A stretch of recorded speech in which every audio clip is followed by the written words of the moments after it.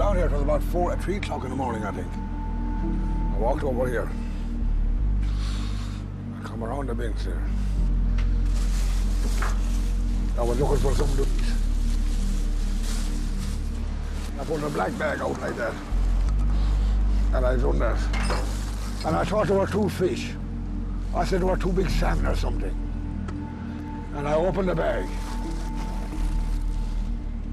And there they were, a pair of woman's legs. That's what I think.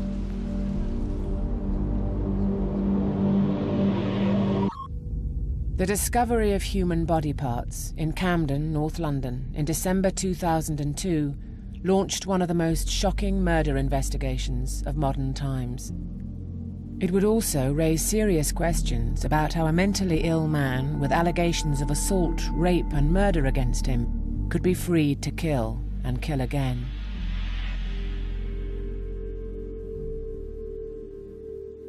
As I remember, the week had been relatively quiet, but it was a Monday morning and I received a call probably about 9:45, 9:45, to say that some suspected human remains had been found in a bin in the Camden area of northwest London. It certainly looked to me like some part of an arm or leg. Pathologist came down and confirmed that he was looking at a part of a human lower leg. Immediately underneath that bag was another almost identical black and green plastic bag with the ties. That contained a torso and right arm. The legs and torso were moved to the mortuary at St Pancras Hospital, where they were examined by pathologist Dr. Freddie Patel. It was certainly clear to me that we were dealing with more than one body, therefore more than one victim. I mean, one would have been enough. And when you're dealing with 2 dismembered bodies, you know, so a murder inquiry kicked in. All rubbish collection due that day was immediately halted, and the whole estate was cordoned off. House-to-house inquiries began. A mobile police station was set up, and specialist teams began a meticulous search of every single bag of rubbish on the estate. We had 2 lower legs and then half a torso. No identifying marks, of course. We didn't know what we were dealing with, apart from, I think we were safe to say they were female body parts, as much as we knew that first day.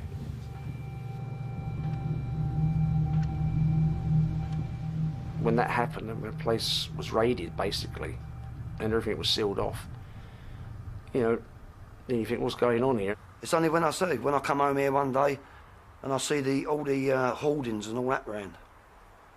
And it was just neighbours who's been all chattering about it and talking about it, and the pressing and out the pub and all that business.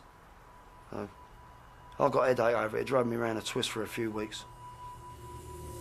We have no hands, no heads. We've got small body parts that we're still looking for. So we had to consider the drains. But then just across the road from Royal College Street, we've got the canal, and that would be an ideal place to lose some body parts if you so wish to.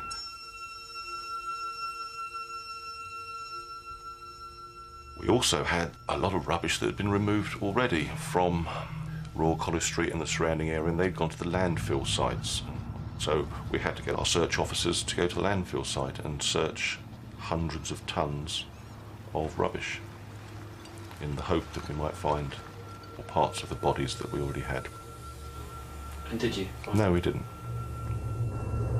36 hours after the first body parts had been found, a search of the estate had uncovered no more human remains.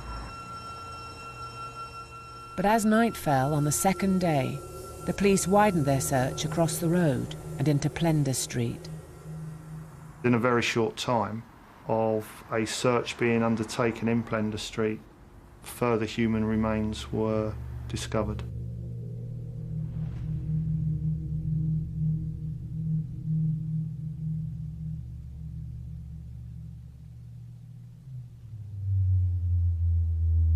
They'd been dismembered very carefully and probably with a great deal of precision and a great deal of thought. That was a torso, right arm, left arm and a foot.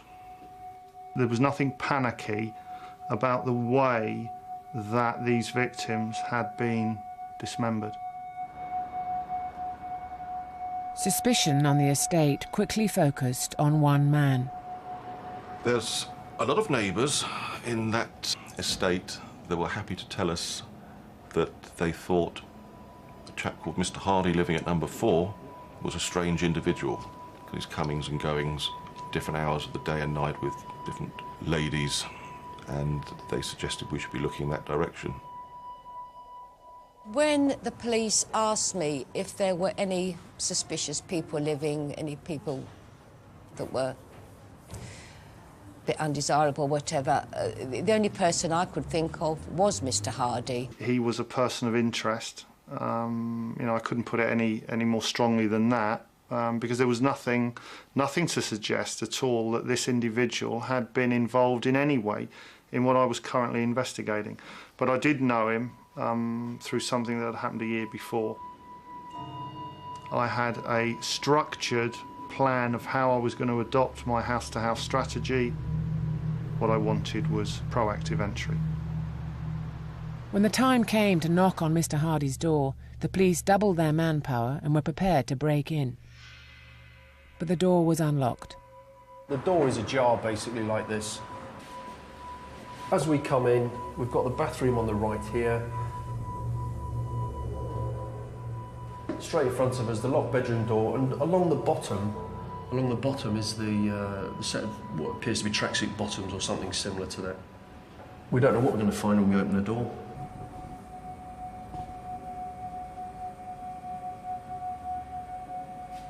There is a smell, which is quite apparent.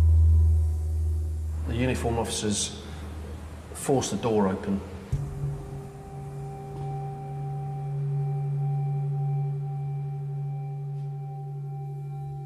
We've got the bed in the corner with a chair on it, a desk, a wardrobe in this corner, and about here is a square-shaped package wrapped in twine and black plastic bags with the hacksaw and knives on top of it. It's quite apparent that that package is likely to be a human torso.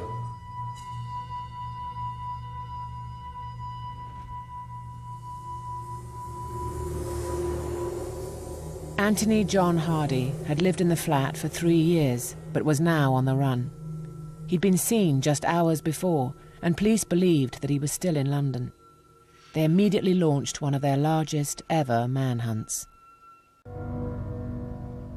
Following the discovery of a female torso in his flat, the police identified Anthony Hardy as their prime suspect in the Camden bin bag murders. Hardy was a 51-year-old divorcee with 4 children and a history of alcoholism, mental illness, and allegations of sexual and indecent assaults. He'd been imprisoned 3 times for car crime and theft, and in 1995 had been sectioned under the Mental Health Act. He was also known to pick up prostitutes from nearby King's Cross. Hardy had said that one day he'd be famous. Close to where the women's remains. A murder hunt is underway this evening to identify the victims. Whether they belong to 2 or 3 people. Detectives have been studying CCTV footage. It's thought the murders could have been committed up to a week ago. The police began a massive search for Hardy. As part of the manhunt, they also searched through hours of CCTV footage from the estate, from hospitals, and from Hardy's local supermarkets. We've had people ringing us and saying, I have seen that man and he's around the area. And we were quite confident that he was still around the area. Why he hadn't left, I don't know.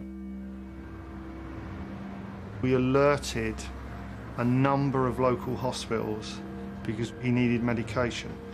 We didn't think he'd travelled too far because most of his medication that we could see was still in the flat. We didn't think he had a car. Hardy was taking 7 types of medication to treat his diabetes and manic depression. He was also an outpatient at St Luke's Mental Hospital in North London. Anthony Hardy was known to us and the services from 1995 and had various contact with different aspects of our services in the intervening years. I think there were concerns that he had bipolar disorder, where he may be subject to mood swings, elation, or even lower mood. I don't think it was that clear that there was very active concern around that aspect of his condition, because for quite a long period he appeared to be well and was recovering and doing well. I suppose we all have neighbours, acquaintances, people we see, and we look at them and think, well, he or she's a bit strange. You almost don't go beyond just that initial feeling.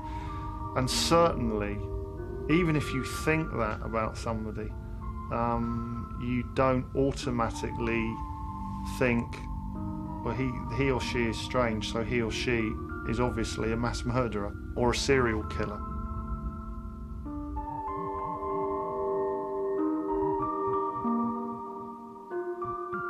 I just went like jelly.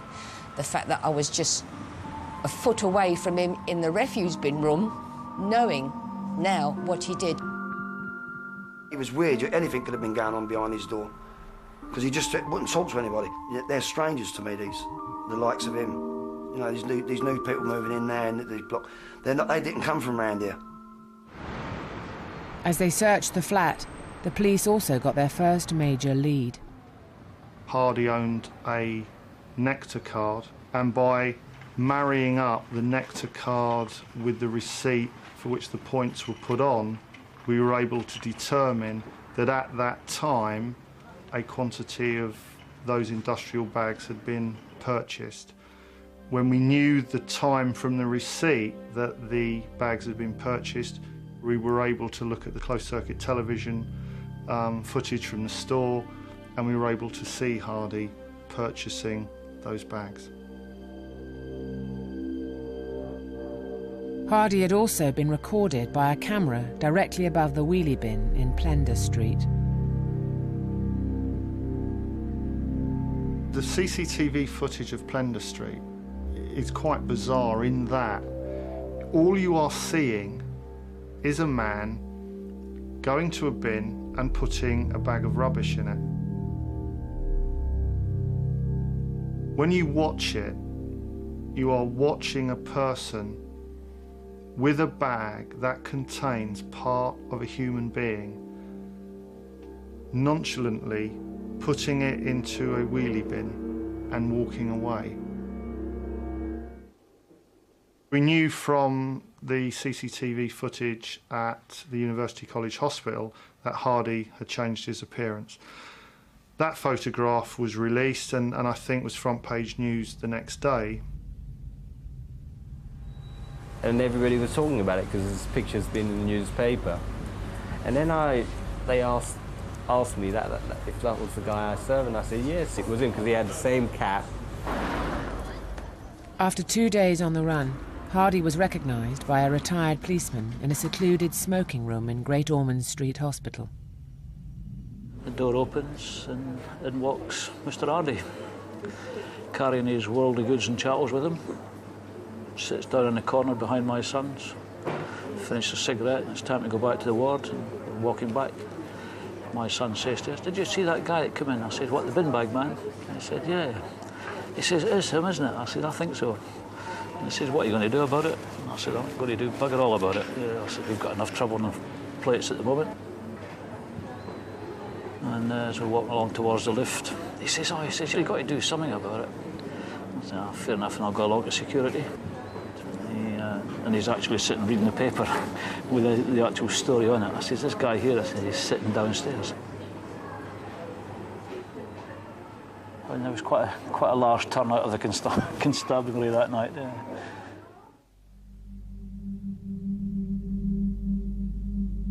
Hardy was arrested and taken to Colindale Police Station in North London.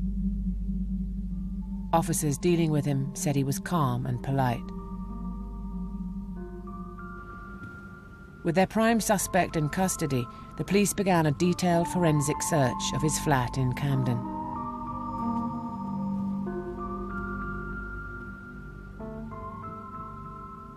It didn't look a conventional residence, but maybe there's a bit of bias in that because I know what else was in there.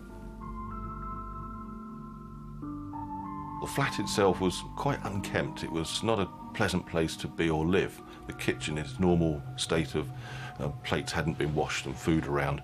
But then if we go into the lounge, there in the centre, a couple of televisions, all perfect order, like a shrine, and that's exactly what I believe it was, Mr. Hardy's shrine, which was made up of all these 70 or so pornographic videos and the televisions that he used to watch them. We have DNA opportunities nowadays which are so helpful. Expensive, but helpful. In an attempt to discover what had happened in the flat, the police employed a cutting-edge forensic system called luminol.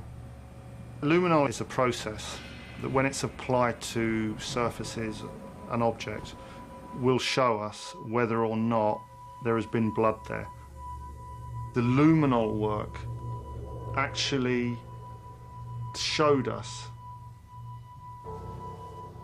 blood virtually all over that flat, from the bathroom where probably they may have been whatever washed or whatever happened, where bits may have been put into bags. There were drag marks all the way into, I suppose, for want of a better word, the dismemberment room. The enormity, the absolute enormity of what that man did becomes so apparent. The heads and the hands of both victims were still missing, but DNA samples from the first torso identified her as Bridget McLennan, a 34-year-old woman who lived in Camden and worked as a prostitute. The other torso, found in Hardy's flat, had breast implants with unique serial numbers. The body was identified as Elizabeth Vallad, a Nottingham woman who'd been working the streets in King's Cross. The police came in and they just said, "We think we may have some bad news for you. We think that, we found, we think your daughter's been murdered."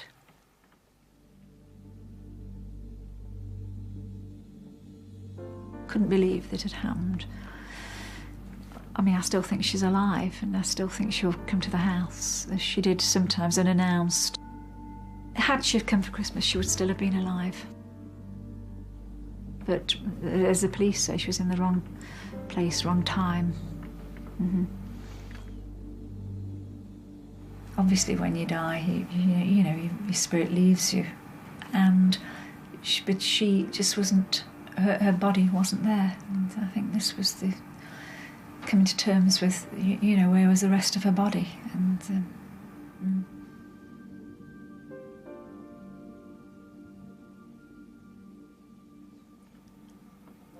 I think that's, to think, to never see her again, a beautiful face.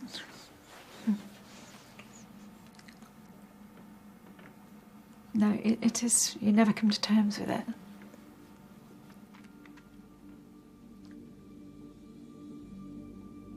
The police were soon convinced that Elizabeth and Bridget were not the only women to die at Hardy's hands.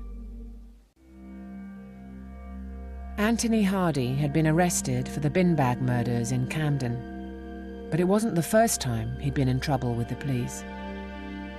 Almost a year earlier, in January 2002, Sergeant Nick Spinks had received a call from one of Hardy's neighbours.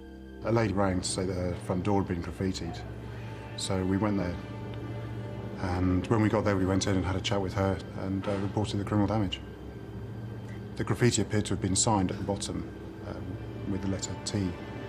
Acid had been poured through the letterbox, and some of it had been spilt on the outside.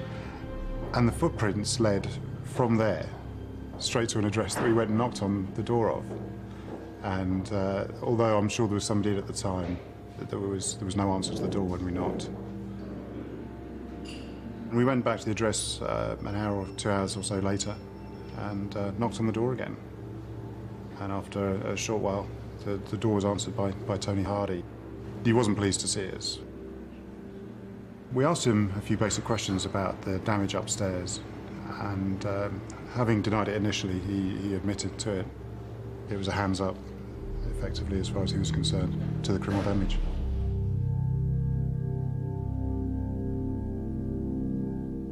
The other bedroom was locked, and when he was asked about that room, he just said that it was a room that was sublet to a lady who wasn't there, and she locked the door as she left it. We started to pack our bits and pieces and take him out. He did ask to wear an anorak, which wasn't unreasonable because it was cold. I searched it, and in the middle of the anorak, in the lining, I found a key. The officer that was with me took the key, copper's curiosity. He checked to see whether or not the key fitted the door that we'd previously established belonged to a flatmate, and sure enough it did. The door was opened. I looked into the bedroom, and there was this naked corpse on the bed with a towel over its head. So when I looked back at Mr. Hardy, he was sat down. He was sweating profusely. His mood had changed. He denied or acknowledged that he knew anybody was in there. And at that point, he was arrested for murder. The most striking thing about Sally was that on the wall behind her was clearly blood on the wall, which then came down the wall to where her head was laid on the bed.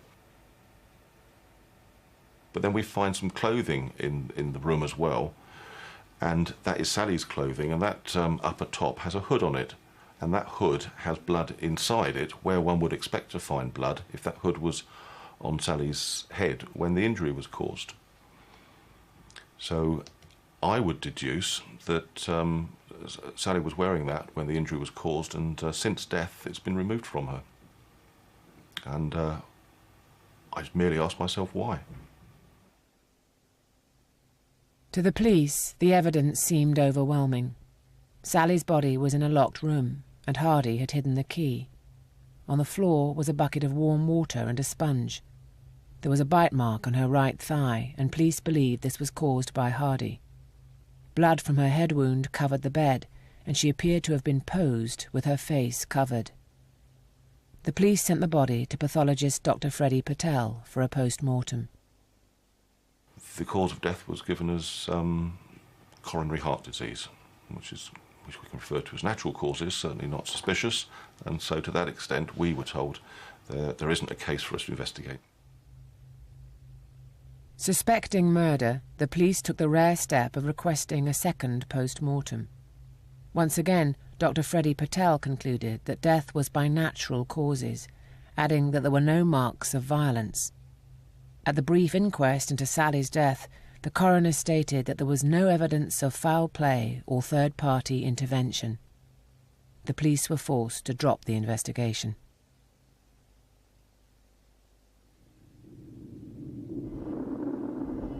Had the post-mortem brought any other result than that of natural causes, then of course all of those peculiarities would have been pursued. He was dealt with for the damage that had initially led the officers to his flat. I get paid to investigate unexplained deaths, suspicious deaths, murders, not deaths by natural causes. All those decisions are important decisions which are not made by me. They're made by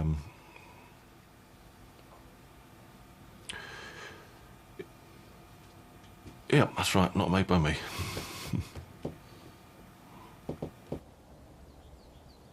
Hardy was returned to the care of St Luke's Mental Hospital in North London and sectioned again under the Mental Health Act.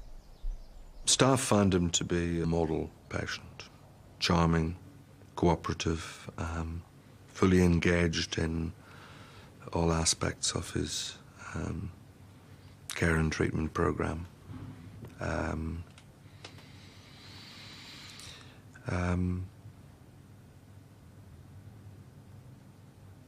I think that was, that for what we now know has ensued, that is quite a surprise.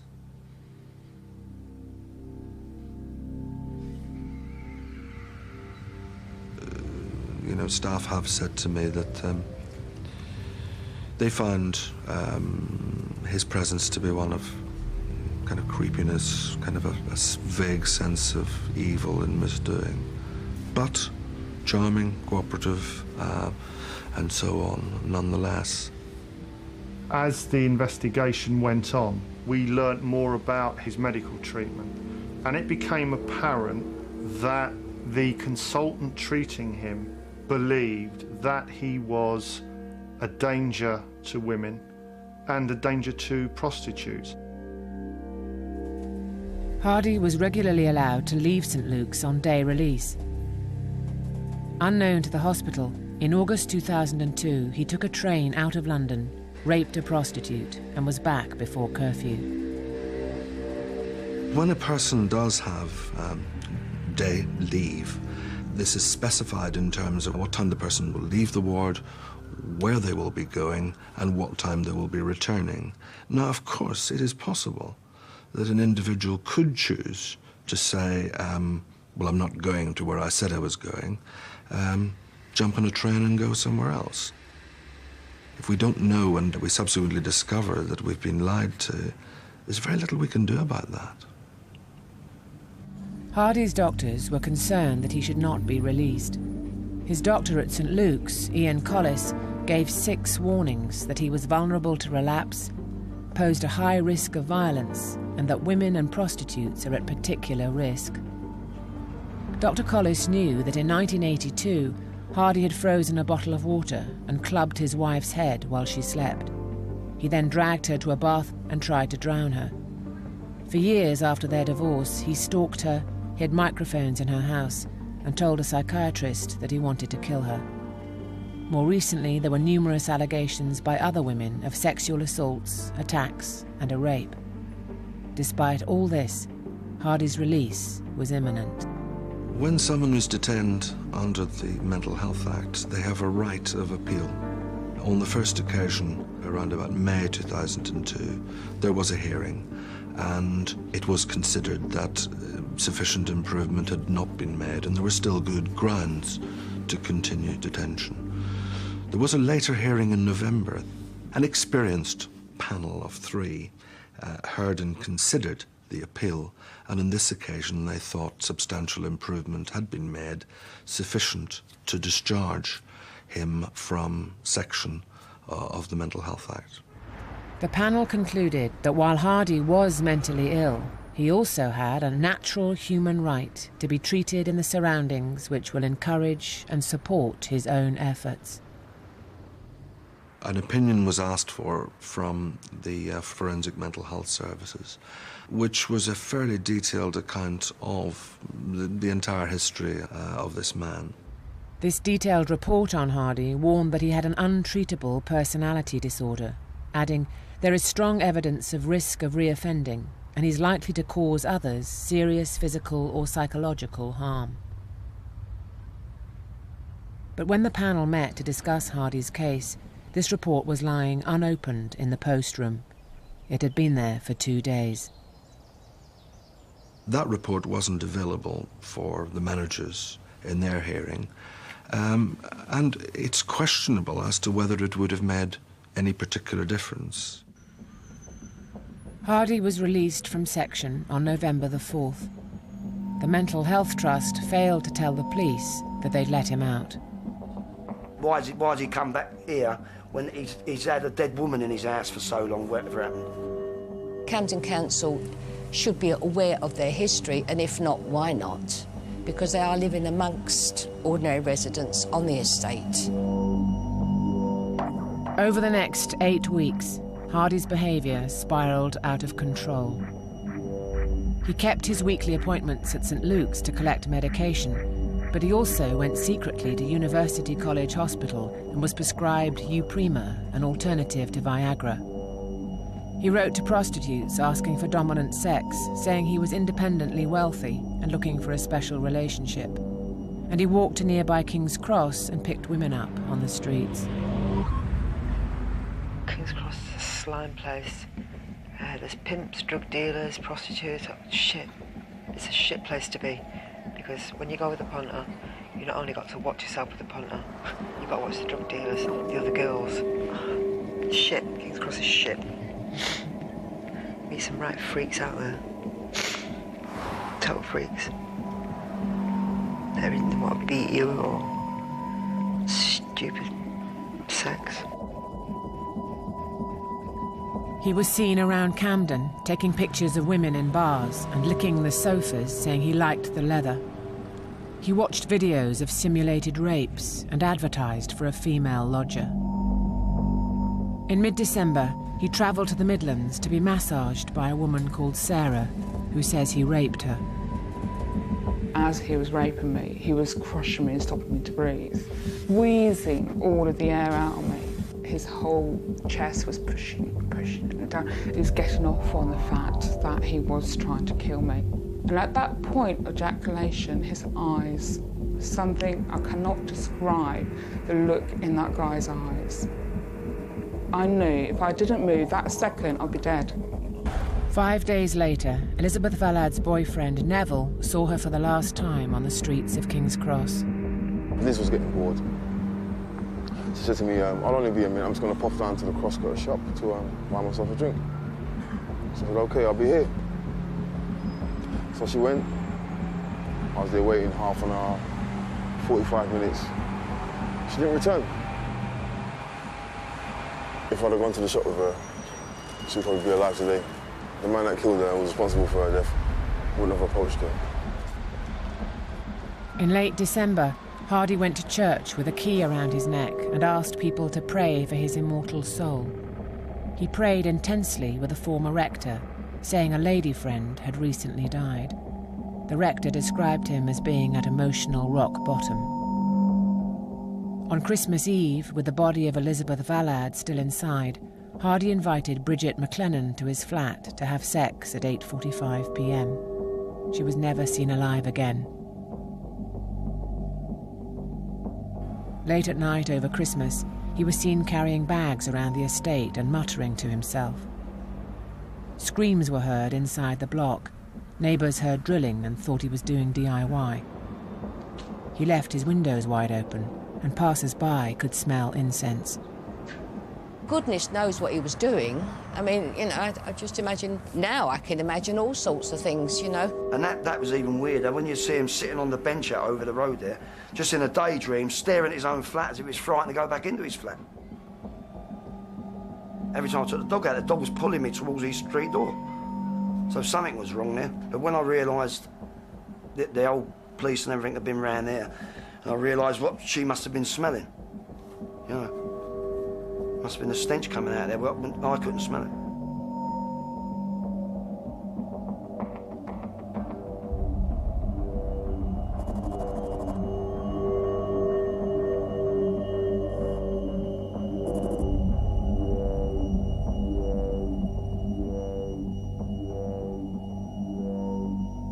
If anybody had said to me that this man was dangerous, then I'm fairly clear lots of other people would have known as well. And steps would have been taken to deal with that. We cannot detain people under the Mental Health Act because of supposed dangerousness when there isn't the evidence there to support it. This is such a rare occurrence where there were not the predictors of the sort of tragic and horrendous outcomes that have ensued. It's sad that most of these people have got to cry for help or something, and they should be, I'm not saying should be locked up, but they should be, you know, the councils or whoever look after them and make sure they get their social worker or whatever they comes to visit them properly. I think the care was comprehensive, it was well planned, it was multi-agency, it was thorough, and the one bit of it that probably was missing was the active involvement of the person. We can only work effectively with someone where there is very clear honesty, and we rely on that. You do not have to say anything. The police were hoping that when confronted with the evidence, Hardy would be more forthcoming about his actions and motives. The police were given 72 hours to interview Hardy. He was legally entitled to refuse to answer any questions, but police hoped that the right approach would trigger him into talking. Well, the important thing is that I've got to come across as a person who's confident, a man that knows that you know, that I know, that you know. I know everything about you. And it was suggested that if I got to a position that he believed that I knew everything about him, then he would probably talk to me. That's a green bin, Tony, with a black lid on it. Exactly the same as the one behind the pub. Do you know that bin at all? No comment. Have you ever used that bin, Tony? No comment. Have you ever gone to that bin at all? No comment. Ever put any rubbish in it? No comment. Or ever taken any rubbish out of it? No comment. Maybe that I didn't give that confident approach to him. Maybe I didn't sell myself as someone that knew, that he knew, that I knew everything about him. But it may just be that he wasn't going to speak to us in any case. There was sort of scent in the house, which I believe came from joss sticks. Burning of joss sticks. Is that part of what you like doing? No comment. Because I'd suggest, and I think I'm right in doing this, that the joss sticks, the burning of the scent, would have been to mask the smell.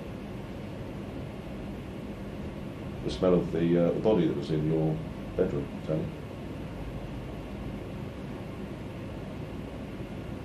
Do you know anything about joss sticks burning to mask the smell of the body in your bedroom, Tony? No comment. I think he probably would have enjoyed a verbal exchange, a verbal spar with either one of the interviewing teams. You know, he had a solicitor present, and I don't blame the solicitor at all, who had given him her view and her advice, which was to say nothing. If you have someone who is being vigorously advised that a no-comment strategy is their best strategy, and interventions such as my advice to you as my client would be not to, it is your decision. If you're having that at every turn, then no amount of interview strategy is going to overcome that. But then if you start throwing fact at people and they make no comment, they're also giving up the opportunity to explain it away. And that's what I wanted to do so many times to Mr. Hardy. This is a fact, Mr. Hardy. Please, if you can, if you want to, explain it away. And he never did. Never gave me one explanation for any of those facts that I put to him. We were going to moot the possibility to get some sort of reaction that might just result in him saying something other than unhelpfully no comment, was to present material such as various pictures that were put there which didn't faze him in the least, but for most people would have been abhorrent. And I'd like you to talk me through these exhibits that I'm going to show you, and tell me if they do anything for you, if you're interested at all in like that, for instance. What's that do for you, Mr. Hardy? No comment. That's the red devil's mask. On the second day of interviews, the police received 2 rolls of film that Hardy had had processed while on the run. And we can see that blue wall and the bed in the background. That, Mr. Hardy, is your flat, isn't it? No comment. That, Mr. Hardy, is the dead lady the corpse of which we found in your bedroom, Mr. Hardy, isn't it? What we were looking at were our victims posed in the most ghastly way imaginable. And it could only have been by our suspect.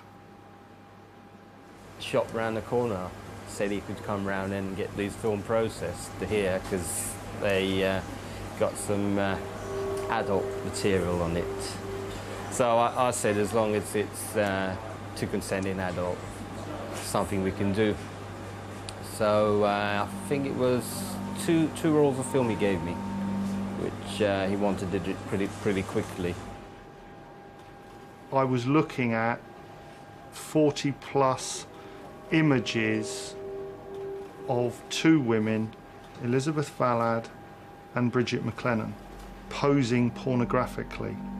The pathologist confirmed that in his opinion, the two women in the photographs were dead. Just as with Sally Rose White a year earlier, Hardy had covered the women's faces, this time with his baseball cap and a devil's mask. This also disguised the fact that they were dead. And not only do we have a mask on her, Mr. Hardy, we've got a dildo down at the vagina. What's that do for you, Mr. Hardy? Have a good look. The discovery of Hardy's photographs was a breakthrough for the police, and they hoped that confronting him with them would finally persuade him to talk. Mr. Hardy? No comment. Do you recognise this as your bedroom? No comment. Okay. Let's look at this one then. It's the same lady. What have we got on that lady's head, Mr. Hardy? What can you see? No comment. We can see a baseball cap, your baseball cap, the one that you were wearing when you were arrested on Monday. They showed the victim in pornographic poses in various ways. The face was covered up. You cover up the victim's face in whatever way you want, because then you can make that victim anyone.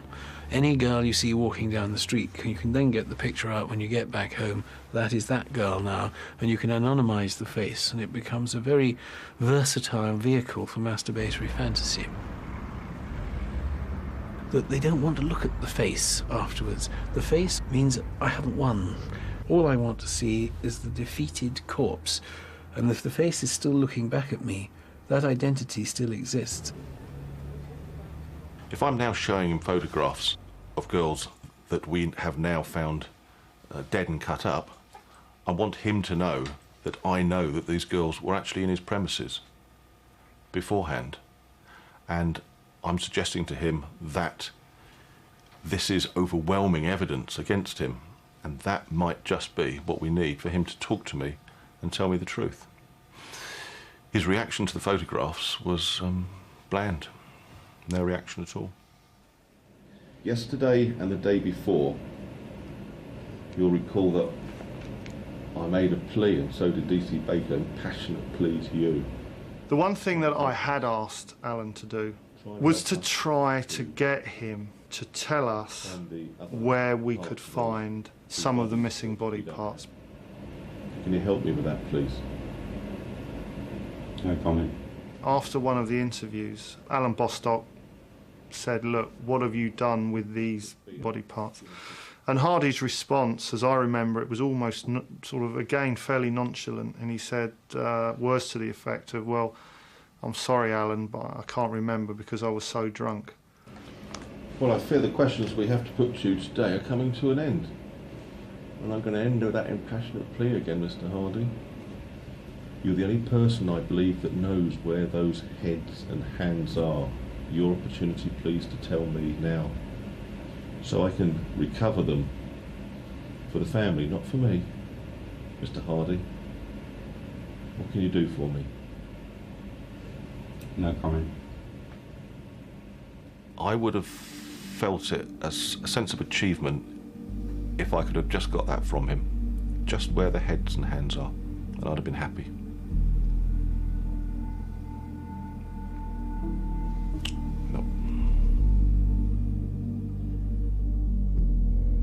On the first day of his trial, Anthony Hardy pleaded guilty to all 3 murders and was given 3 life sentences.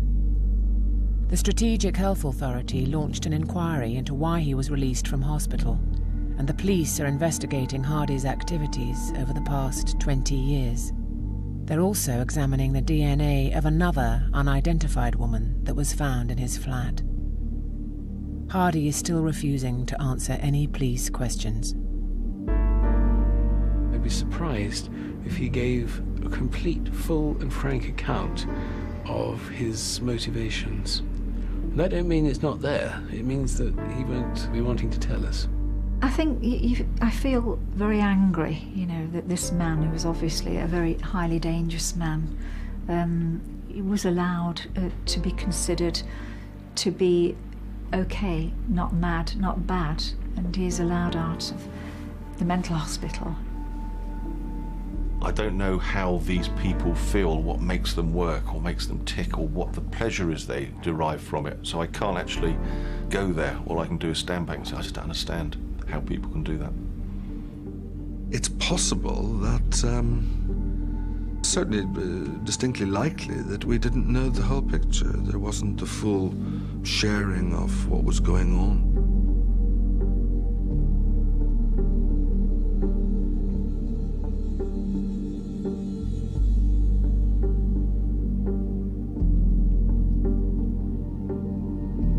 Next, the Austrian man who, after killing once, became a literary sensation as he served his time. But after his release, he went back on a murder spree. Jack Unterweger, the poet of death, straight after the break.